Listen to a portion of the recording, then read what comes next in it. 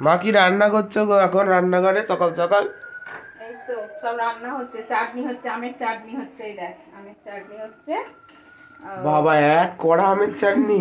হ্যাঁ, অনেকটাই করে নিলাম, আমগুলো তো পেকে যাচ্ছে, আমগুলো পেকে নষ্ট হয়ে যাবে, তার থেকে কাঁচা থাকা কালীন একবারে তরকারি চাটনিটা করে নিই, করে রেখে দেবো ফ্রিজে, রেখে পরে পরে শীতকালে খাবো। আম করতে গেলে আম তো এখন তো সব সময় পাওয়া যায়, শীতকালে কি এখন সব সময় সব জিনিসটাই পাওয়া যায়। আমার রান্না বাড়া সব মোটামুটি কমপ্লিট হয়ে গেছে, এই চাটনিটা কি কি হবে। রান্না করলে তাহলে? সকাল এই সকাল তো কি বাকি আছে তাহলে? ওই একটা তরকারি বাকি আছে, হয়ে যাবে, তারপরে বাদ বাকি সব রান্না হয়ে গেছে, তাড়াতাড়ি করে নিলাম, একটু তাড়াতাড়ি করে তো বাপি বেরোনোর আছে। এই তো এখানেও কি বাকি আছে তো? আরে ওই কি করেছে তাহলে? ওইগুলো রাত্রিবেলার জন্য, রাত্রিবেলা ওই তোর ঠাকুমা বলছিল সরু চাটনি খাবে, সেই জন্য একটু ভিজিয়ে রেখেছি চাল আর ডাল, এটা রাত্রিবেলা। আর আমার বাদ বাকি এমনি সব রান্না হয়ে গেছে, একটু তাড়াতাড়ি করে নিয়েছি সকাল সকালের, ওই জন্য স্নান টান করা হয়নি, রান্না করে নিয়েছি, এবার রান্না সেরে এবার যাবো স্নান করতে।